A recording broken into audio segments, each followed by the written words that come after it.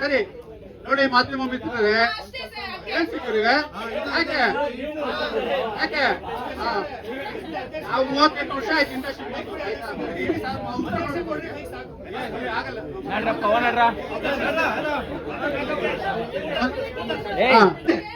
ಸಮಾಧಾನ ಕೇಳಿ ಹೇಳ್ತೀನಿ, ಆಯ್ತು? ಪ್ರಶ್ನೆ ಇದೆಯಲ್ಲ, ಸರಿಯಮ್ಮ? ಹೌದು, ಜರ್ನಲಿಸ್ಟ್ರು ಒಬ್ರು ಕೇಳಿ ಪ್ರಶ್ನೆ ಉತ್ತರ ಕೊಡ್ತೀವಿ.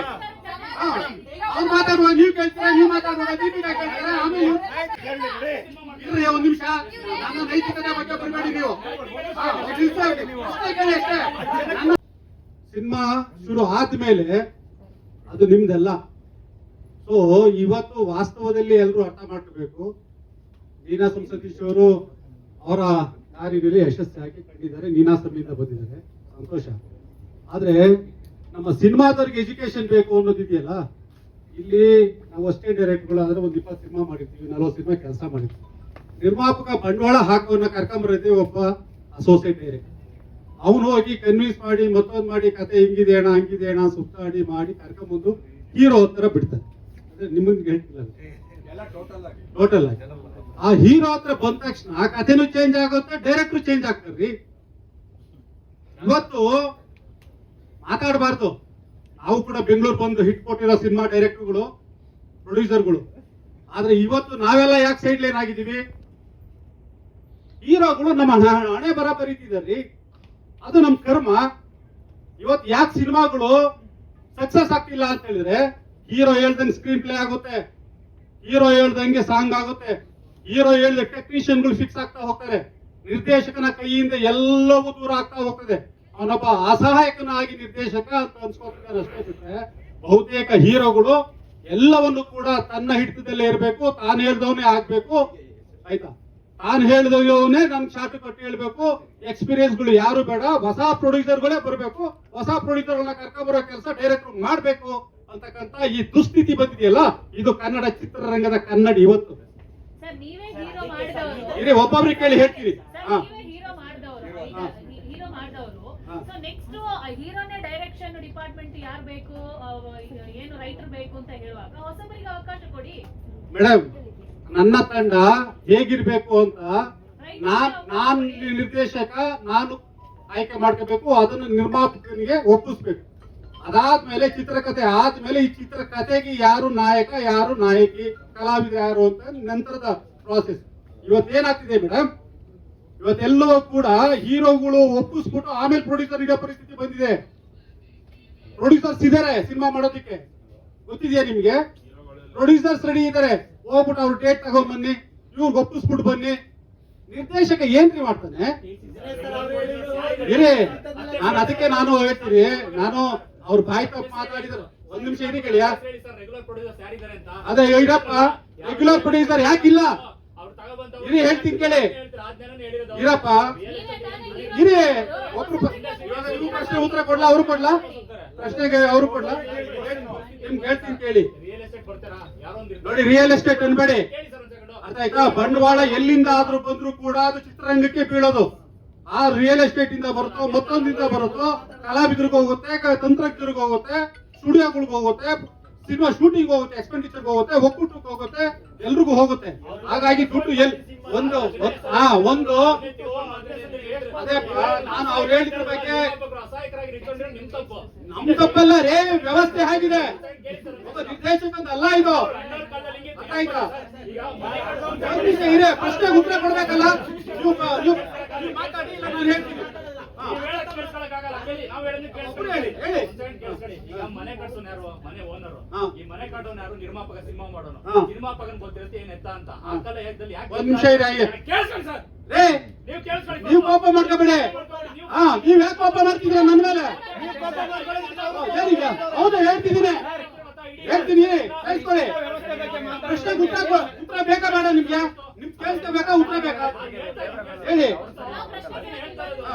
ಒಂದು ಪ್ರಶ್ನೆ ಕೇಳ್ಬಿಟ್ಟು ಹೇಳಿ. ಮುಂಚೆ ನೋಡಿದ್ರೆ ನೀವು 4-5 ವರ್ಷ ಕೆಳಗಡೆ ಎಲ್ಲರದ್ದು 2 ಸಿನಿಮಾ ಬರೋದು, ಜಾಗ ಇರ್ತಾ ಇರಲಿಲ್ಲ ರಿಲೀಸ್ಗೆ. ಅದರಿಂದನೇ ಇಂಡಸ್ಟ್ರಿ ಖಾಲಿ ಕಾಣ್ತಾ ಇರುತ್ತೆ ನಿಮಗೆ.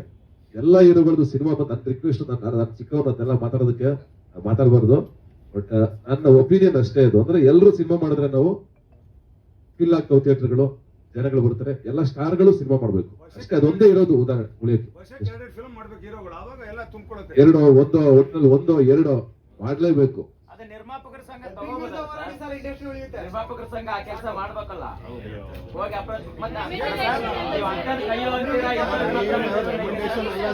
ಕೆಲವು ಪ್ರೊಡ್ಯೂಸರ್ಸ್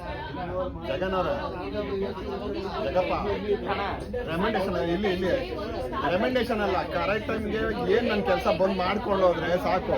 ಪಕ್ವಾದ್ಯಗಳನ್ನೆಲ್ಲ ಕರ್ಕೊಂಡ್ಬರ್ದೆ ಅಂದ್ರೆ ಎಷ್ಟೋ ಉಳಿತದೆ. ನಾವು ಇಲ್ಲಿ ಅಫಿಷಿಯಲ್ ಆಗಿ ನಾವೇನು ಅದನ್ನ ಮಾಡಕ್ ಬರಲ್ಲ. ಈಗ ಇದು ಓಪನ್ ಮಾರ್ಕೆಟ್ ಸಿನಿಮಾ ಅನ್ನೋದು, ಇಲ್ಲಿ ಯಾವುದೇ ರೂಲ್ಸ್ ಅಂಡ್ ರೆಗ್ಯುಲೇಷನ್ ಗಳನ್ನ ಮಾಡಕ್ ಬರಲ್ಲ.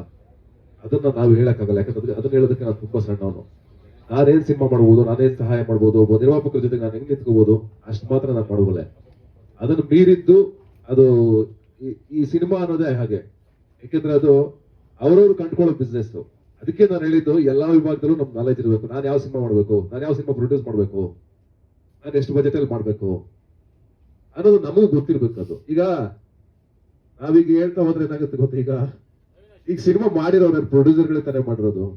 ಯಾರನ್ನು ಬ್ಲೇಮ್ ಮಾಡಕ್ಕಾಗಲ್ಲ. ನಾವು ಪ್ರೊಡ್ಯೂಸರ್ನು ಬ್ಲೇಮ್ ಮಾಡಕ್ಕಾಗಲ್ಲ, ಈ ಕಡೆ ಟೀಮ್ನು ಬ್ಲೇಮ್ ಮಾಡಕ್ಕಾಗಲ್ಲ. ಅವರು ಒಂದು ಆಸೆ ಇಟ್ಕೊಂಡು ಮಾಡಿರ್ತಾರೆ, ಒಂದು ಸಿನಿಮಾ ಗೆಲ್ಲಿ, ನಮ್ಮ ಇಂಡಸ್ಟ್ರಿ ಚೆನ್ನಾಗಿ ಬೆಳಿಲಿ, ದೊಡ್ಡದಾಗ್ಲಿ ಅನ್ನೋ ಕನ್ಸುಗಳು ಇಟ್ಕೊಂಡು ನಿರ್ಮಾಪಕರು ಸಿನಿಮಾ ಮಾಡ್ತಿದ್ದಾರೆ. ಹಾಗಾಗಿ ಅವ್ರ ಕನಸು ತಪ್ಪಲ್ಲ. ಬಟ್ ಇದಕ್ಕೆ ಯಾವ್ದಕ್ಕೂ ನೀವು ಹೇಳಿದ ಪಾಯಿಂಟ್ಗೆ ರೂಲ್ಸ್ ರೆಗ್ಯುಲೇಷನ್ ಗಳನ್ನ ನಾವು ತರಕ್ಕಾಗಲ್ಲ. ಅದು ಯಾವತ್ತೂ ಆಗಲ್ಲ. ನಿಮಗೂ ಗೊತ್ತು ಪ್ರಾಕ್ಟಿಕಲ್ ಆಗಿ ಅದು ನಡೆಯಲ್ಲ. ಅದು ಯಾವ ಇಂಡಸ್ಟ್ರಿನಲ್ಲೂ ನಡೆಯಲ್ಲ. ಅದು ಆಮೇಲೆ ಕೆಲ ಆರ್ಟಿಸ್ಟ್ಗಳು, ಕೆಲ ಸ್ಟಾರ್ಗಳು, ಪ್ರೊಡ್ಯೂಸರ್ಗಳಿಗೆ ಇಂಥ ಹೋಟೆಲ್ಗಳನ್ನೇ ಪ್ರೆಸ್ ಮೀಟ್ ಮಾಡಬೇಕು, ಫುಡ್ ಹಿಂಗೆ ಇರಬೇಕು, ಆಮೇಲೆ ಅವ್ರು ಬರುವಾಗ ಹಿಂಗೆ ಎಂಟ್ರಿ ಇರಬೇಕು, ಹಿಂಗೆ ಕ್ರೌಡ್ ಇರಬೇಕು, ಈ ತರದೆಲ್ಲ ಬಹಳ ಹಿಂಸೆ ಕೊಡ್ತಾ ಇದ್ದಾರೆ ಅನ್ನೋದು ಕೂಡ ಇತ್ತೀಚೆಗೆ ಸಿನಿಮಾ ಮಾಡಿರುವಂತ. ನಾನು ಹೇಳ್ಬೋದು, ನನ್ನನ್ನ ನೀವು ಯಾವ್ದಾರ ಗ್ರೌಂಡ್ ಕರೆದ್ರು ಬರ್ತೀನಿ. ನನಗೆ ಸ್ಟಾರ್ ಹೋಟ್ಲೇ ಬೇಡ, ನಮ್ ಸಿನಿಮಾ ಗೆಲ್ಲಿ ಸಾಕು, ನಮ್ಗೆ ಅಷ್ಟೇ ಇರೋದು ನಮ್ಗೆ. ಹೇಳಿದ್ರಿ, ಬಟ್ ಇಲ್ಲಿ ಮಾತ್ರ ಅಂತ ರೂಲ್ಸ್ ಇದೆ. ಈಗ ಮಾಲಿವುಡ್ ಆಗಿರ್ಬೋದು, ಟಾಲಿವುಡ್ ಗಳಲ್ಲಿ ಹೀರೋಗಳೇ ಒಂದಿಷ್ಟು ಅಮೌಂಟ್ ಅಥವಾ ಪ್ರೊಡ್ಯೂಸರ್ ಕಂಬೈನ್ ಆಗಿ ನಾನು ಮಾಡ್ತಾ ಇದ್ದೀನಿ ದೀಪಿಕಾ. ಹಾಗಾದ್ರೆ ಅವ್ರ ರೆಮ್ಯುನರೇಷನ್ಸ್ ಕಂಟ್ರೋಲ್ ಅಲ್ಲಿ ಇರುತ್ತಾ? ಈಗ ಅದು ನಾವು ಈಗ ನೋಡು ಅಲ್ಲೂವೇ ಇರುತ್ತೆ ದೀಪಿಕಾ ಅವ್ರು. ಏನ್ ಗೊತ್ತಾ ನಾನು ಹೇಳೋದು, ಅಲ್ಲೂ ರೆಮ್ಯುನರೇಷನ್ 10 ಕೋಟಿ ತಗೊಳ್ಳೋರು ಇರ್ತಾರೆ, 100 ಕೋಟಿ ತಗೊಳ್ಳೋರು ಇರ್ತಾರೆ, 10 ಕೋಟಿ ಸಿನಿಮಾ ಮಾಡೋರು ಇರ್ತಾರೆ, 1 ಕೋಟಿ ಸಿನಿಮಾ ಮಾಡೋರು ಇರ್ತಾರೆ. ಎಲ್ಲಾ ಕಡೆ ಎಲ್ಲಾ ತರದ್ದು ಇದೆ. ಅದು ಎಲ್ಲಾ ಸಿನಿಮಾಗಳಲ್ಲಿ ಅದನ್ನ ಆಕ್ಚುಲಿ ನೀವು ಚಾನಲೈಸ್ ಮಾಡ್ಬೇಕು, ಒಂದು ರೂಟ್ ತರಬೇಕು ಅಂದ್ರೆ ಅದು ತುಂಬಾ ಕಷ್ಟ. ಅದಾಗಲ್ಲ. ಅವ್ರವ್ರ ಮಾರ್ಕೆಟ್, ಅವ್ರವ್ರ ಸಿನಿಮಾ ಹೆಂಗ್ ಬೆಳೀತದೋ ಅದ್ರ ಮೇಲೆ ಅದು ಡಿಪೆಂಡ್ ಆಗ್ತಾ ಹೋಗ್ತಾ ಇರುತ್ತೆ. ಈಗ ಬರೀ ಹೀರೋದು ಹೇಳ್ತಾ ಇದೀರಲ್ಲ ನೀವು. ಈಗ ಒಂದು ಆಡಿಯೋ ಕಂಪನಿ ಅಂತ ಅನ್ಕೊಳ್ಳಿ, ಆವಾಗ ಇದ್ದ ಮಾರ್ಕೆಟ್ಗಳು ಇವಾಗ ಮಾರ್ಕೆಟ್ಗಳು ಇದೆಯಾ ಸರ್ ಸ್ಟಾರ್ಗಳಿಗೆ? ಖಂಡಿತವಾಗ್ಲೂ ಇದೆ. ಮಾಡ್ಬೇಕು ಸಿಗ್ತದೆ. ಏನಂದ್ರೆ ಪ್ರಾಕ್ಟಿಕಲ್ ಆಗಿ ಹೇಳ್ಬೇಕು ಅಂತಂದ್ರೆ ನಾವೆಲ್ಲರೂ ನಮ್ ಸಿನಿಮಾಗಳು ಹೀರೋಗಳ ಒಗ್ಗಟ್ಟು ಎರಡೂ ವಿಷಯದ ಬಗ್ಗೆ ನೀವೇನೆ ಹೇಳ್ಬೇಕು ಅಂತ ಗೊತ್ತು. ಬೇಡ ಅಂದ್ರೆ ಹೊಸ ಪ್ರೊಡ್ಯೂಸರ್ ಹೋಗ್ತಾರೆ, ಅದಾಗೋದು ಬೇಡ ಅಂತ ನಾನು ಇಂಡಸ್ಟ್ರಿ ಒಳ್ಳೆಯದಾಗಬೇಕು. ಮಾಡಿದರ್ಗೂ ಇರಬೇಕು. ಪ್ರೊಡ್ಯೂಸರ್ಗೆ 100 ಕೋಟಿ ಹಾಕಿದ್ರೆ ದುಡ್ಡು ಬರುತ್ತಾ ಅಂತ ಅವ್ರು ಯೋಚನೆ ಮಾಡಬೇಕು. ಸುಮ್ಮನೆ 150 ಕೋಟಿ ಹಾಕ್ಬಿಟ್ಟು 10 ಕೋಟಿ ಬಂತು ಅನ್ನೋದು ತಪ್ಪು. ಹೀರೋದು ತಪ್ಪಿರುತ್ತೆ, ಪ್ರೊಡ್ಯೂಸರ್ದು ತಪ್ಪಿರುತ್ತೆ, ಡೈರೆಕ್ಟರ್ದು ತಪ್ಪಿರುತ್ತೆ. ಎಲ್ಲರೂ ತಿದ್ಕೊಂಡು ಒಂದು ಫ್ರೇಮ್ ಮಾಡ್ಕೊಂಡು ಆ ಬಡ್ಜೆಟ್ ಅಲ್ಲಿ ಸಿನಿಮಾ ಮಾಡಿದ್ರೆ ಡೆಫಿನೆಟ್ ಒಂದು ಒಳ್ಳೆ ರೇಂಜ್ ಹೋಗುತ್ತೆ ಅನ್ನೋದು ನಮ್ಮ ಮನೋಭಾವ. ಅದಕ್ಕೆ ಎಲ್ಲರೂ ಕಾಪರೇಷನ್ ಕೊಡ್ಬೇಕು ಅಷ್ಟೇ. ನಮ್ಗೇನು ಸತೀಶ್ ಅವ್ರ ಮೇಲಾಗ್ಲಿ ಇವ್ರ ಮೇಲಾಗ್ಲಿ. ಬಟ್ ಎಜುಕೇಶನ್ ಅಂದ ತಕ್ಷಣ ನಾನೇ ಮಾತಾಡ್ತಿದ್ರು, ಕೆಲವೊಂದು ಹೇಳಿದ್ರು, ಕತೆ ಹೇಳಿದ್ರು, ಬೇಡಪ್ಪ ನಂದು ಇರೋದೇ 12 ಕೋಟಿ, 8 ಕೋಟಿ ಮುಗಿಸ್ಕೊಂಡ್ರಿ, 2 ಕೋಟಿ ಪ್ರಾಫಿಟ್ ಮಾಡ್ಕೊಂಡ್ರಿ. ಇವನು ಮನೋಭಾವ ಅವ್ರಿಗೂ ಇರಬೇಕು. ನನ್ಗೆ 10 ಕೋಟಿ ವ್ಯಾಪಾರ ಆಗುತ್ತಂದ್ರೆ ಅವ್ರು ಡೈರೆಕ್ಟರ್ ಬಂದು ನನ್ನ ಇಮ್ಯಾಜಿನೇಷನ್ ಹಂಗಿದೆ ಅವ್ರು ಉತ್ತರ ಕೊಟ್ಟಿರೋದಕ್ಕೆ. ಅವ್ರ ಎಜುಕೇಶನ್ ಅಂದ್ರೆ ಆ ತರ ಕೇಳಿಸ್ತಿಲ್ವಾ? ಎಜುಕೇಶನ್ ಅಂದ್ರೆ ವಿದ್ಯಾಭ್ಯಾಸ ಅಲ್ಲ, ಅಲ್ಲಿ ಫಿಲಮ್ ಮಾಡ್ಬೇಕಾದ್ರೆ ಎಲ್ಲ ತಿಳ್ಕೊಂಡು ಮಾಡ್ಬೇಕು ಅಂತಂದ್ರು. ನಾವ್ ಯಾರಿಗೆ ಎಷ್ಟೇ ಬುದ್ಧಿ ಹೇಳಿದ್ರು ಅಲ್ಲಿ ಎಕ್ಸ್ಪೀರಿಯನ್ಸ್ ಆದಾಗ್ಲೇ, ಕೈ ಸುಟ್ಕೊಂಡಾಗ್ಲೇ ಎಕ್ಸ್ಪೀರಿಯನ್ಸ್ ಆಗೋದು. ಹಾಗೆ ಕರೆಕ್ಟಾಗಿ ಕಲ್ತ್ಕೊಂಡು ಮುಂದೆ ಹೋಗೋದು. ಅದ್ರ ತನಕ ಅಂದ್ಬಿಟ್ಟು ಎಜುಕೇಶನ್ ಪಾಠ ಹೇಳ್ಕೊಟ್ಟಂಗೆ ಬಂದಿಲ್ಲಿ ಹಂಗ್ ಮಾಡಿ ಹಿಂಗ್ ಮಾಡಿ ಯಾರು ಕೇಳಲ್ಲ. ಹೇಳಿದ್ರೆ ಇವ್ರಿಗೆ ಮಾಡಕ್ ಬರಲ್ಲ, ನಮ್ಗೆ ಮಾಡೋರ್ಗೂ ಹಾಳು ಮಾಡ್ತಾರೆ ಅಂತ ಹೇಳ್ತಾರೆ. ಅರ್ಥ ಆಯ್ತಾ? ಅದೆಲ್ಲ ಪಾಯಿಂಟು. ಇನ್ನೊಂದೇನು ಅಂತಂದ್ರೆ, ದಯವಿಟ್ಟು ಯಾರು ತಪ್ಪು ತಿಳ್ಕೊಳಕ್ ಹೋಗ್ಬೇಡಿ. ಎಲ್ಲ ಹೀರೋಗಳಿಗೂ ಎಲ್ಲರೂ ಎಲ್ಲ ವೆಲ್ ಸೆಟ್ಲ್ ಆಗಿದ್ದಾರೆ. ಅವ್ರಿಗೂ ಇಂಡಸ್ಟ್ರಿ ಬಗ್ಗೆ ಕಾಳಜಿ ಇರಬೇಕು. ಹೀಗಿದೆ ಸುಮಾರು ಏನ್ ಮಾಡ್ತೀರಾ ಅನ್ನೋದು ಬೇಕು. ಅಜೆಂಡಾ ಇದೆ, ಬೇಕಾದ್ರೆ ತಮ್ಗೆ ಕೊಡ್ತೀನಿ. ಅದು ಏನೇನು ಸುಮಾರು ಪ್ಲಾನ್ಸ್ ಇದೆ. ಸರ್ ಈಗ ನೋಡಿ ಹಿಂದೆ ಹೇಳ್ತಾರೆ ಕಲಾವಿದರ ಸಹಕಾರ ಕಡಿಮೆ ಅಂತ. ಆ ತರದ ಸಾಧ್ಯತೆ ಅಲ್ವಾ? ನಮಗೂ ಅದೇ ಕಾಣಿಸಿರೋದು.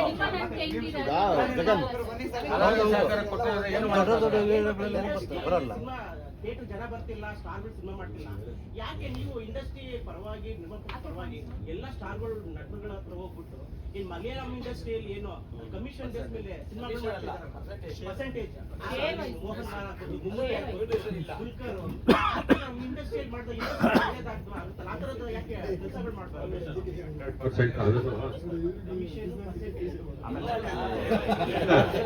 ಈ ಸೌತ್ ಇಂಡಿಯಾ ಈಗ ಹೊಸದಾಗಿ ಸೌತ್ ಇಂಡಿಯಾ ಪ್ರೊಡ್ಯೂಸರ್ ಅಸೋಸಿಯೇಷನ್ ಅಂತ ಒಂದು ಇದಾಗಿದೆ.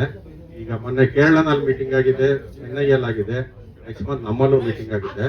ಇದು ಇಲ್ಲ, ಇದಕ್ಕೆಲ್ಲ ಪಕ್ಕ ರೂಪುರೇಷ ಎಲ್ಲ ನಮ್ಮ ಸೌತ್ ಇಂಡಿಯನ್ ಎಲ್ಲ ನಿರ್ಮಾಪಕರ ಸಂಘದವರು ಸೇರಿ ಒಟ್ಟಿಗೆ ಅದನ್ನ ಮಾಡ್ತಾ ಇದೀವಿ. ಅದೆಲ್ಲ ಸ್ವಲ್ಪ ತಮ್ಗೆಲ್ಲ ತಿಳಿಸ್ತೀವಿ, ಅದು ಇನ್ನೇನು ಸ್ವಲ್ಪ ದಿನದ ಕಾರ್ಯಗತ ಆಗುತ್ತೆ. ಸರಿ, ಸಿನಿಮಾಗಳು ರಿಲೀಸ್ ಆಗಿದ ತಕ್ಷಣ ಡಿಸ್ಟ್ರಿಬ್ಯೂಟರ್ ಪ್ರಾಬ್ಲಮ್, ಥಿಯೇಟರ್ ಪ್ರಾಬ್ಲಮ್, ಥಿಯೇಟರ್ಗಳು ಸಿಗಲ್ಲ, ಇದೆಲ್ಲ ಇದೆಯಲ್ಲ, ಅದಕ್ಕೆಲ್ಲ ರೂಪುರೇಷೆಗಳು ಯಾವ ತರ ಮಾಡಿದ್ದೀರಾ? 100% ನಡೀತಾ ಇದೆ. ಈಗ ಇಲ್ಲ, ಈಗ ಥಿಯೇಟರ್ಗಳ ಸಮಸ್ಯೆಗಳು ಇದರಿಂದ ಪರ್ಸೆಂಟೇಜ್ ಬಗ್ಗೆ ಮಾತಾಡ್ತಾ ಇದ್ದೀವಿ. ಅದು ಇನ್ನೇನು, ಅದು ಎಲ್ಲ ಈ ತಿಂಗಳಲ್ಲಿ ಸುಮಾರು ಎಲ್ಲಾ ಕಾರ್ಯಕ್ರಮಗಳು ಕಾರ್ಯಗತ ಆಗ್ತವೆ.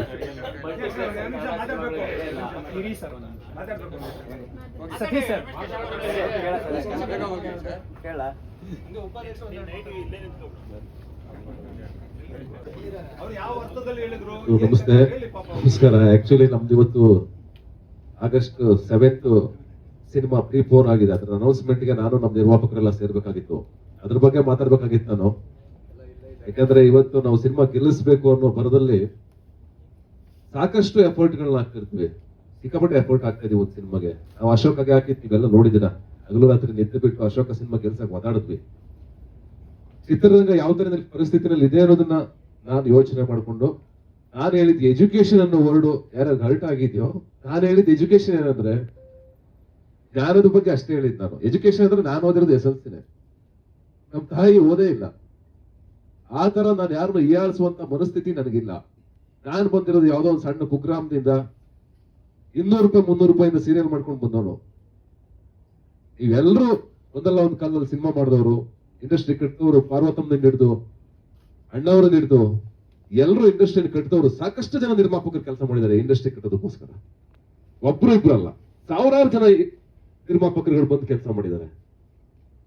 ನಾನು ಹೇಳಿದ್ದೆ ಆಂಗಲ್ ಯಾವುದು ಅಂತಂದ್ರೆ, ಒಬ್ಬ ನಿರ್ಮಾಪಕ ಬರಬೇಕಾದ್ರೆ ಜ್ಞಾನ ಇಲ್ಲದೆ ಬರೋದು ತುಂಬಾ ತಪ್ಪು ಅಂತ ಹೇಳಿದೀನಿ ನಾನು. 100% ತಪ್ಪು. ಯಾಕೆ ತಪ್ಪು ಅಂತಂದ್ರೆ ಸಿನಿಮಾದ ಜ್ಞಾನ ಬಹಳ ಮುಖ್ಯ ಆಗುತ್ತೆ. ಫಸ್ಟ್ ಡೇ ಇಂದ ಒಂದು ಸ್ಕ್ರಿಪ್ಟ್ ಹಿಡಿದು, ಒಬ್ಬ ಕಾಸ್ಟಿಂಗ್ ಮಾಡೋದನ್ನ ಹಿಡಿದು, ಒಂದು ಪ್ರೊಡಕ್ಷನ್ ಶುರು ಮಾಡೋದನ್ನ ಹಿಡಿದು, ಒಂದು ಕಾಫಿ ಲೋಟದನ್ನ ಹಿಡಿದು ನಾನ್ ಮಾಡಿದೀನಿ ಆ ಕೆಲಸನ. ಪ್ರೊಡಕ್ಷನ್ ಬಾಯಿ ಕೆಲಸ ಸಮೇತ ಮಾಡ್ಕೊಂಡು ನಾನು ನಿರ್ಮಾಣ ಮಾಡಿದ್ದೀನಿ ಸಿನಿಮಾನ. 4 ಸಿನಿಮಾ ನಿರ್ಮಾಣ ಮಾಡಿದ್ದೀನಿ ಸತೀಶ್ ಪಿಕ್ಚರ್ ಹೌಸ್ ಇಂದ. ಅಷ್ಟೆಲ್ಲ ನಾಲೆಜ್ ಇಲ್ಲದಾಗ ಬಂದ್ರು ಅನ್ಕೊಳ್ಳಿ ಪ್ರೊಡ್ಯೂಸರ್ ಈಗ ಒಳಗಡೆ, ನಾನು ಹೇಳಿದ್ದೆ ಕೊಡ್ಬೇಕು ಅವರು. ಎಡಿಟಿಂಗ್ ಏನು, ಏನು, ಡಬ್ಬಿಂಗ್ ಏನು, ಪ್ರಮೋಷನ್ ಏನು. ಈಗ 1 ಕೋಟಿ ಇರೋ ಸಿನಿಮಾ 2 ಕೋಟಿ ಬಜೆಟ್ ಆದಾಗ ಯಾರು ಹೊಣೆ ಆಗ್ತಾರೆ ಅದಕ್ಕೆ? ಅವ್ರಿಗೆ ಸ್ವತಃ ಗೊತ್ತಿದ್ದಾಗ ಅವ್ರು ನಮ್ಮನ್ನು ಕ್ವಶನ್ ಮಾಡಬಹುದು. ಅವಾಗ ನಿರ್ಮಾಪಕರುಗಳು ಉಳಿತಾರೆ, ಇಂಡಸ್ಟ್ರಿ ಉಳಿಯುತ್ತೆ. ಯಾಕೆ ಬಂದಂತ ದೊಡ್ಡ ದೊಡ್ಡ ಪ್ರೊಡ್ಯೂಸರ್ಗಳು ಸಿನಿಮಾ ಮಾಡಿ ಲಾಸ್ ಮಾಡ್ಕೊಂಡು ಆಚೆ ಹೋದಾಗ ನಮಗ್ ನೋವಾಗುತ್ತೆ 100%. ಯಾಕಂದ್ರೆ ಒಂದ್ ಸಿನಿಮಾ ಮಾಡೋದಲ್ಲ, ಅವರು 100 ಸಿನಿಮಾಗಳು ಮಾಡ್ಬೇಕು ನಮ್ಗೆ. ನಾನು ಅವತ್ತು ಅದನ್ನ ಹೇಳಿದೆ, ಲಕ್ಷಾಂತರ ಜನರು ಬದುಕಿದೆ. ಎಷ್ಟು ಜನ ಲೈಟ್ ಬಾಯ್ಸ್ಗಳಿದ್ದಾರೆ ನೋಡಿದ್ರೆ ಹೊಟ್ಟೆ ಹೊಡಿತಿದೆ ಹೋಗ್ತಾ ಇರ್ಬೇಕಾದ್ರೆ. ಅವರೆಲ್ಲ ನಮ್ಮಷ್ಟು ದುಡ್ಡು ತಗೊಂಡು ಕೆಲಸ ಮಾಡಲ್ಲ. ಪ್ರೊಡಕ್ಷನ್ ಅವ್ರು ಇದಾರೆ, ಕಾಸ್ಟ್ಯೂಮರ್ಸ್ ಇದಾರೆ. ಬರೀ ನಮ್ ಬಗ್ಗೆ ಯೋಚನೆ ಮಾಡ್ತಾ ಇದೀವಿ ನಾವು. ಬೇಡ, ನಮ್ಮ ನೆಕ್ಸ್ಟ್ ಜನರೇಷನ್ ಇದೆ, ಮಕ್ಕಳಿದ್ದಾರೆ, ಮುಂದಕ್ಕೆ ಸಿನಿಮಾ ಮಾಡ್ಬೇಕು ಅಂತ ಆಸೆ ಪಟ್ಕೊಂಡವ್ರು ಎಷ್ಟೋ ಜನ ಸಾಲಲ್ಲಿ ಇಟ್ಟಿದ್ದಾರೆ ನಮ್ಮ ಸಾಲಲ್ಲಿ.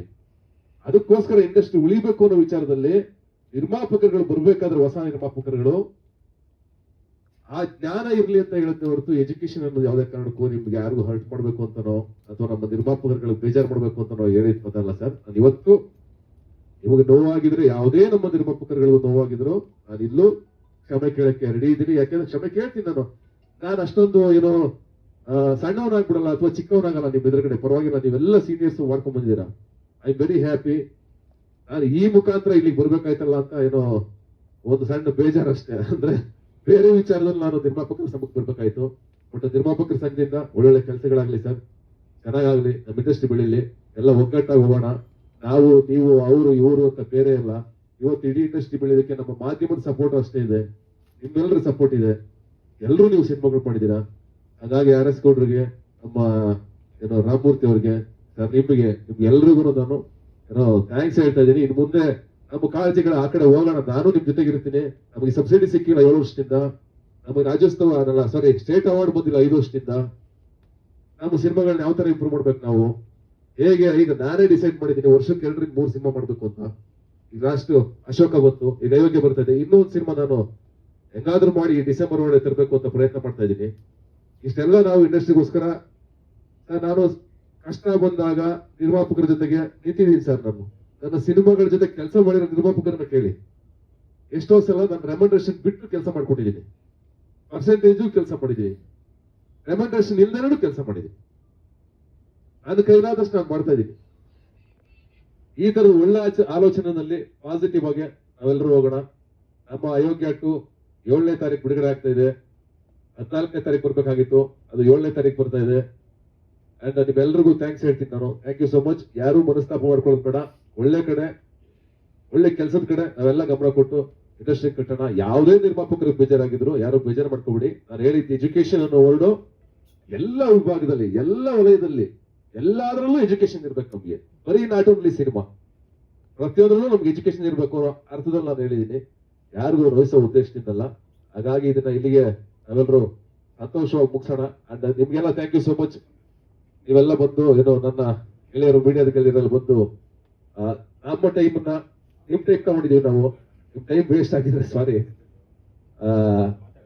ಇಷ್ಟೇ ವಿಷಯ. Thank you so much. ಸರಿ, ಫೈನಲಿ ಇಂಡಸ್ಟ್ರಿಯ ಮಾತಾಡಿದ್ದು ಕೆ ಮಂಜು ಸರ್ ಏನಂತ ಹೇಳಿದ್ರು ಅಂದ್ರೆ ಗ್ರೂಪ್ ಅಲ್ಲ ಹೇಳಿದ್ದು ಸರ್. ಇವತ್ತಿನ ಈ ಒಂದು ವಿಚಾರಕ್ಕೆ ನಾನು ಹೇಳಬೇಕು ಅಂದ್ರೆ ಏನ್ ಶುರುವಾಗಿದೆ ಅದು ಒಬ್ಬರಿಂದ ಅಲ್ಲ. ನಾಳೆ ದಿನ ಈ ತಪ್ಪು ನಮ್ಮ ಕಡೆಯಿಂದನೂ ಆಗ್ಬಾರ್ದು. ಹಾಗೆ ಇಲ್ಲಿ ಏನೇನು ಆಗ್ತಾ ಇದೆ ಅನ್ನೋದಕ್ಕೆ ಕೆ ಮಂಜು ಅವರೇ ಫಸ್ಟ್ ಇದನ್ನ ಗ್ರೂಪ್ ಅಲ್ಲಿ ಹಾಕ್ಬಿಟ್ಟು ಇನ್ನು ಅರ್ಧ ಗಂಟೆ ನಾನು ಉತ್ತರ ಕೊಡ್ತೀನಿ ಅಂತ ಹೇಳಿದ್ರು. ಏನು ನಿಮ್ಮ ಒಂದು ಕ್ಲಿಪ್ ಇತ್ತಲ್ಲ ಸರ್, ಅದನ್ನ ಎಲ್ಲರೂ ಸಹ ಎಕ್ಸೈಟ್ ಆದ್ರು, ಏನಿರ್ಬೋದು ಇದು ಅಂತ. ನಾವೆಲ್ಲರೂ ಸಹ ನೋಡಿದೀವಿ, ಏನು ಸತೀಶ್ ಅವ್ರು ಮಾತಾಡಿದ್ರು ಅದನ್ನ ನೋಡಿದೀವಿ. ನಂತರದಲ್ಲಿ ಸತೀಶ್ ಅವ್ರ ಕಡೆಯಿಂದಾನೇ ಒಂದು ವಾಯ್ಸ್ ನೋಟ್ ಬಂತು, maybe half an hour ಅವರು ಕೆ ಮಂಜಣ್ಣ ಅಂತಾನೆ ಹೇಳ್ಬಿಟ್ಟು ಅದನ್ನ ಹೇಳಿದ್ರು. ಆ ವಾಯ್ಸ್ ನೋಟ್ ಅಲ್ಲಿ ಯಾರು ಸತೀಶ್ ಅವರು ಒಂದು 2-3 ಸರಿ ನಿರ್ಮಾಪಕರ ಮನಸ್ಸಿಗೆ ದುಃಖ ಆಗಿದ್ರೆ ನಾನು ಸಾರಿ ಕೇಳ್ತೀನಿ ಅಂತಂದು ಹೇಳಿದ್ದಾರೆ. ನಂತರದಲ್ಲಿ ಅವರ ಇನ್ಸ್ಟಾಗ್ರಾಮ್ ಅಕೌಂಟು, ಫೇಸ್ಬುಕ್ ಅಕೌಂಟು ಎಲ್ಲ ಕಡೆನೂ ಇನ್ನೊಂದು ವಿಡಿಯೋ ಮಾಡಿ ಹಾಕಿದ್ದಾರೆ. ಆ ವಿಡಿಯೋದಲ್ಲೂ ಸಹ ಅವ್ರು ಹೇಳ್ತಾ ಇರೋದು ಏನಪ್ಪಾ ಅಂದ್ರೆ, ನನ್ನ ಕಡೆಯಿಂದ ತಪ್ಪಾಗಿದ್ರೆ ನಿರ್ಮಾಪಕರಿಗೆ ನಾನು ಸಾರಿ ಕೇಳ್ತೀವಿ ಅಂತ. ಆ 2-3 ಸರಿ ಅವರು ಸಾರಿ ಅಂತ ಹೇಳಿರೋದ್ರಿಂದ ನಿರ್ಮಾಪಕರಿಗೂ ಏನ್ ಗೊತ್ತಾಗಿದೆ ಅಂದ್ರೆ, ಇವತ್ತು ಎಲ್ಲೋ ಒಂದ್ ಕಡೆ ಸತೀಶ್ ಅವ್ರು ಏನ್ ಮಾತಾಡಿದ್ದಾರೆ ಅದು ಕೆಲವು ನಿರ್ಮಾಪಕರಿಗೆ ಏನೋ ಒಂದು ಬೇಜಾರಾಗಿದೆ ಅಂತ. ಅವರು ಏನೋ ಒಂದು ಯೂನಿವರ್ಸಿಟಿ ಸಮಥಿಂಗ್ ಅಂತ ಹೇಳಿರೋದು, ಅವ್ರು ಹೇಳಿರೋದು ಒಂದು ರೀತಿಯಲ್ಲಿ ಒಳ್ಳೆ ಅರ್ಥದಲ್ಲಿ, ಆದ್ರೆ 2 ಹೇಳಿದ್ದಾರೆ ಅಲ್ಲಿ. ಇವಾಗ ಎಲ್ಲ ತಿಳ್ಕೊಂಡೇ ಮಾಡಕ್ ಬರ್ತು ಅಂದ್ರೆ ನಿರ್ಮಾಪಕರು ಯಾರು ಬರೋದಿಲ್ಲ. ಇವನ್ ಸತೀಶ್ ಅವ್ರ ಫಿಲಮ್ಗೂ ಬರ್ತಾ ಇದ್ದಿಲ್ವೇ. ಇವಾಗ ನಾವು ಸಹ ನಿರ್ಮಾಪಕರು, ಇಲ್ಲಿರೋರು ಎಲ್ಲರೂ ಆಲ್ಮೋಸ್ಟ್ ಪ್ರೊಡ್ಯೂಸರ್ ಇದ್ದೀವಿ. ಏನಕ್ಕೆ ಮತ್ತೆ ಇವಾಗ ಸಿನಿಮಾ ಮಾಡ್ತಾ ಇದೀವಿ, ಮತ್ತೆ ನಾವೇ ಒಂದು ನಾಲೆಡ್ಜ್ ಕೊಡ್ತಾ ಇದೀವಿ. ತಮಗೂ ಗೊತ್ತಿರ್ಬೋದು, ನನ್ನ ಅನೇಕ ಸ್ನೇಹಿತರು ನನ್ನ ಕೇಳ್ತಾರೆ ಅವಾಗ ಏನು ಈ ರೀತಿ ಎಲ್ಲ ನೀವು ಬರೀತೀರಾ, ಮಾತಾಡ್ತೀರಾ ಅಂತ. ಗೊತ್ತಿದೆ ಸರ್, ಇವತ್ತು ಸಿನಿಮಾ ನಿರ್ಮಾಣ ಮಾಡಿದ್ರೆ ಯಾರಿಗೇನು ಸಿಗ್ತಾ ಇಲ್ಲ ಅನ್ನೋದು ನಮಗೂ ಸಹ ಗೊತ್ತಿದೆ. ಅಲ್ಲ ಇಲ್ಲಿ ಮೇಡಮ್ ಒಂದೇ ಒಂದ್ ನಿಮಿಷ. ಏನಪ್ಪಾ ಅಂದ್ರೆ ಸತೀಶ್ ಸರ್ ಇವಾಗ ಇಲ್ಲಿ ವೆರಿ ಸಿಂಪಲ್ ಸರ್. ಇವತ್ತಿನ ದಿನ ಇಂಡಸ್ಟ್ರಿ ಹೇಗಿದೆ, ಹಿಂದೆ ಹೆಂಗಿತ್ತು ಅನ್ನಕ್ಕೆ. ಓಕೆ, ಇದೇನು ಸತೀಶ್ ಅವ್ರ ವಿರುದ್ಧ ಅಲ್ಲ. ಸಿನಿಮಾ ಇಂಡಸ್ಟ್ರಿನಲ್ಲಿ ನಾವು ಇವತ್ತು ಮುಂದೆ ಏನಾಗ್ಬೇಕು ಅನ್ನೋದಕ್ಕಷ್ಟೇ ಇವತ್ತಿನ ದಿನ ಇಲ್ಲಿ ಬಂದಿರೋದು. ಅದು ಬಿಟ್ಬಿಟ್ಟು ಇವಾಗ ಅವ್ರ ವಿರುದ್ಧ ಸಾಧಿಸಿ ಏನ್ ಮಾಡ್ಬೇಕು, ಅವ್ರ ಸಿನಿಮಾ ನಾವು ನೋಡ್ಲೇಬೇಕು, ನಾವು ಗೆಲ್ಲಿಸ್ಲೇಬೇಕು ಎಲ್ರೂ. ಸೊ ಇದ್ರಲ್ಲಿ ಅವ್ರು ಸಾರಿನೇ ಕೇಳಿದ್ದಿಲ್ಲ ಅಂದ್ರೆ ಇವತ್ತಿನ ದಿನ ಡೆಫಿನೆಟ್ಲಿ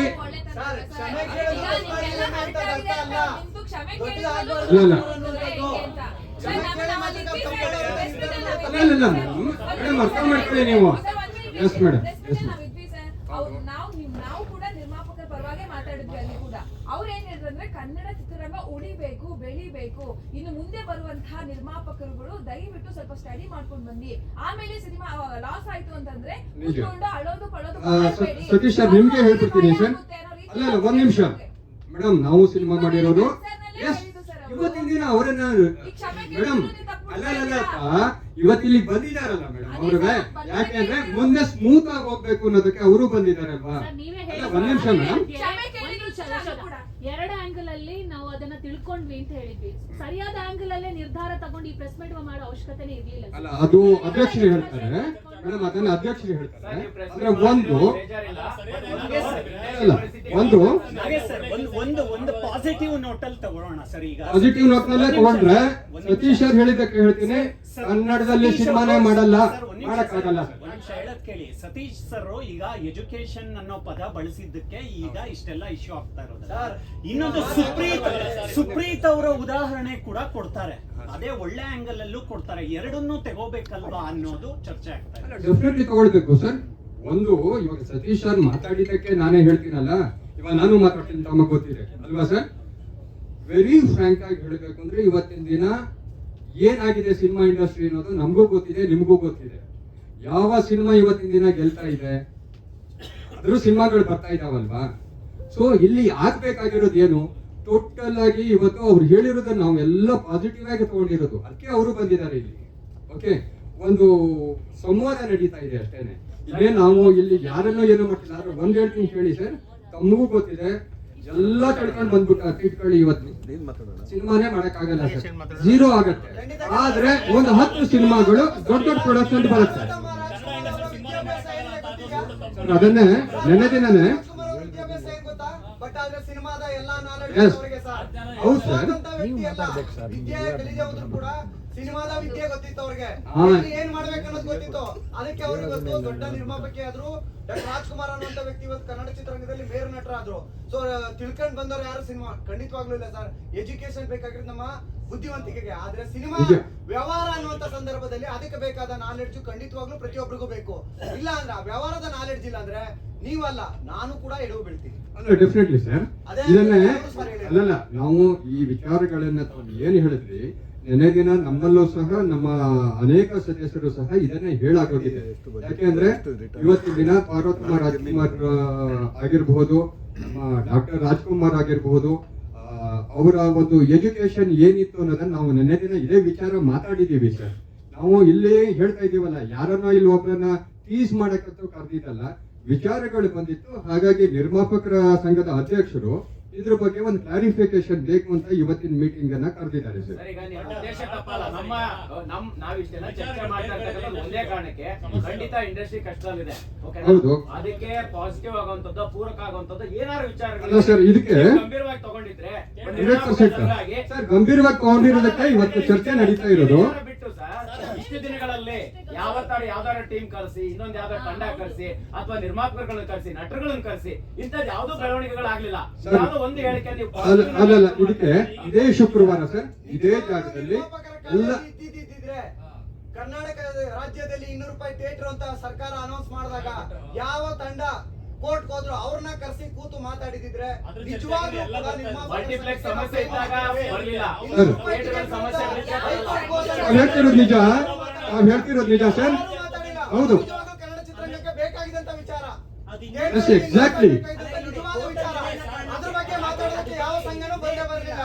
ಯಾಕ ಅವಾಗ ಯಾಕೆ ಮಾತಾಡಿಲ್ಲ ಸರ್?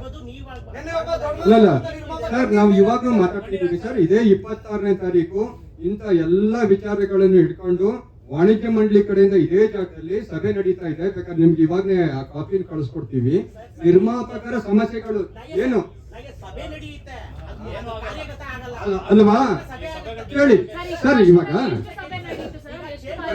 ಮೇಡಮ್ ಇದೇ ನಾನು ಕೇಳ್ತಾ ಇದ್ದೀನಿ ಮೇಡಮ್. ನಾನು ಅಲ್ಲಿ ಬಂದು ಮಾತಾಡೋನು, ನಾನು ಇಲ್ಲಿ ಮಾತಾಡೋನಲ್ಲ, ತಮಗೂ ಗೊತ್ತಿದೆ. ಓಕೆ, ನಾನು ಅಲ್ಲಿ ಕೂತ್ಕೊಂಡೆ ನಾನು ಪ್ರಶ್ನೆ ಮಾಡೋದು ಯಾವಾಗ್ಲೂ. ನಮ್ಗೆ ಯಾವಾಗ್ಲೂ ಯಾರು ಹೇಳಿದ್ರಲ್ಲ, ಆಡಳಿತ ಪಕ್ಷ ವಿರೋಧ ಪಕ್ಷ.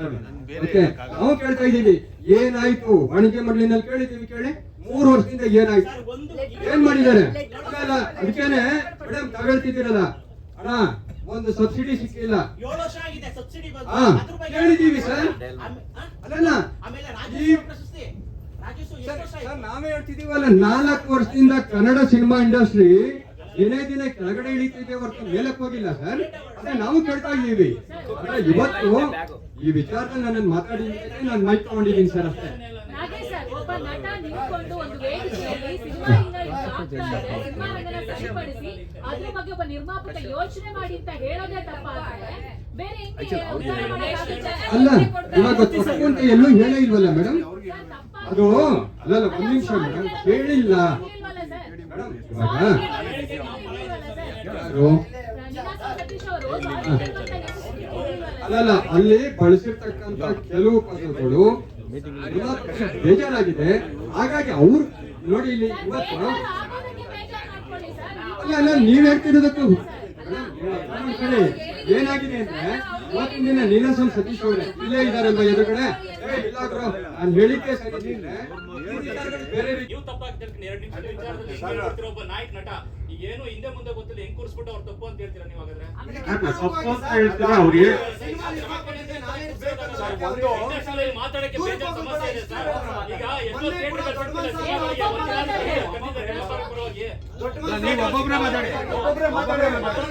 ನಮ್ಮ ಕನ್ನಡ ಇಂಡಸ್ಟ್ರಿಯಲ್ಲಿ ಒಗ್ಗಟ್ಟಿಲ್ಲ, ಸ್ಟಾರ್ಗಳು ಸಪೋರ್ಟ್ ಮಾಡ್ತಲ್ಲ, ಮೀಡಿಯಾಗಳು ಸಪೋರ್ಟ್ ಬೇಕು ಅಂತ ಮಾತಾಡ್ತಾ ಇದ್ರು. ಅದ್ರ ಮುಂದುವರೆದ ಭಾಗ ಆಗಿ ಅವ್ರು ಹೇಳಿದ್ದು ನಿರ್ಮಾಪಕರು ಸಿನಿಮಾದ ಬಗ್ಗೆ ಎಜುಕೇಶನ್ ಅಂದ್ರೆ ತಿಳ್ಕೊಂಡು ಬಂದಿರ್ಬೇಕು. ಈಗ ಸೋತ ತಕ್ಷಣ ಸಿನಿಮಾ ಬಗ್ಗೆ study ಮಾಡಿ ಯಾರು ಅದ್ರ ಸಿನಿಮಾ ಬಗ್ಗೆ ಮಾಡಬೇಡಿ education ಅಂದ್ರೆ ಅದು ಸಿನಿಮಾ ಇಂಡಸ್ಟ್ರಿಗೆ ಲಾಸ್ ಅನ್ನೋ ತರ ಹೇಳಿದ್ರು ಅವರು. ಪಾಸಿಟಿವ್ ಆಗಿ ಇತ್ತು ಅಂತ ನಮ್ಗೆ ಅನಿಸ್ತಿದೆ. ನಿಮ್ಗೆ ಯಾಕಂದ್ರೆ ನೀವ್ ಅಲ್ಲಿ ಇರ್ತಾರೆ, ನಿಮ್ಗೆ ಹಂಗ ಅನ್ಸಿದೆ.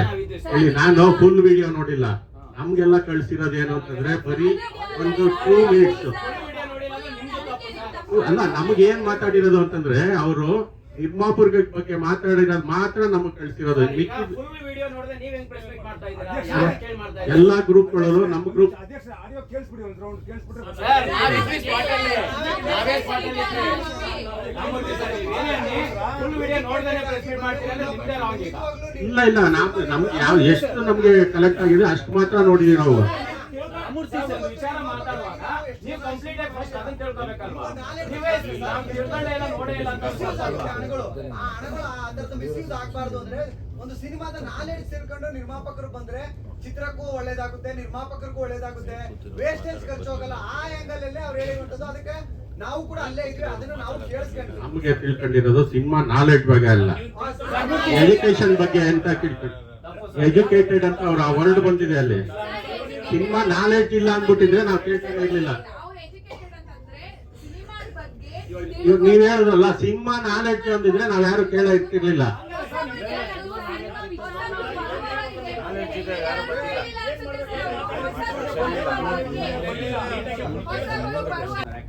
ಯಾಕಂದ್ರೆ ಅವ್ರು ಹೇಳಿದ ಉದ್ದೇಶ ಇಡೀ ಕನ್ನಡ ಸಿನಿಮಾ ಇಂಡಸ್ಟ್ರಿಯ ಪರಿಸ್ಥಿತಿ ಬಗ್ಗೆ ಮಾತಾಡಿದ್ರು. ಜೊತೆಗೆ ಎಜುಕೇಶನ್ ಅಂತಂದ್ರೆ ಸಿನಿಮಾದ ಆಗು ಹೋಗು ಮತ್ತೆ ಗೊತ್ತಿಲ್ಲದವ್ರು ಬಂದ್ಬಿಟ್ಟು ಸಿನಿಮಾ ಮಾಡಿದಾಗ ಸೋತಾಗ ಈ ರೀತಿ ಪ್ರಾಬ್ಲಮ್ ಫೇಸ್ ಮಾಡ್ತಾರೆ. ಅವರು ನಿರ್ಮಾಪಕರು ಎಜುಕೇಟೆಡ್ ಆಗಿ ಬರ್ಬೇಕು. ಆ ಎದುರುಗಡೆ ಒಬ್ಬ ನಿರ್ಮಾಪಕ ಕುಂತಿದವರು ಅವರು ತುಂಬಾ ತಿಳ್ಕೊಂಡು ಮಾಡಿದ್ದಾರೆ. ಇಲ್ಲಿವರೆಗೂ ಅವ್ರು ಮಾಡಿರೋ ಎಲ್ಲ ಸಿನಿಮಾ ಎಲ್ಲ ಗೆದ್ದಿದ್ದಾವೆ ಅನ್ನೋ ವಿಷಯದಲ್ಲಿ ಹೇಳಿದಾಗ ಅವರು ಯಾವ ಸಿನಿಮಾಗಳು ಮಾಡಿದ್ದಾರೆ, ಅವರು ಬರೀ ಹಂಚಿಕೆದಾರರು ಮತ್ತೆ ಇಲ್ಲ ಫೈನಾನ್ಸಿಯರು, ಆ ವಿಷಯದಲ್ಲಿ ಅವ್ರು ಒಬ್ಬರನ್ನ ತೋರಿಸಿ ಮಾತಾಡಿದಕ್ಕೆ ಕೆಲ ನಿರ್ಮಾಪಕರಿಗೆ ಬೇಸರ ಆಗಿದೆ. ಖಂಡಿತ ಆ ವಿಚಾರ ಬೇಸರ ಆಗಿರ್ಬೋದು.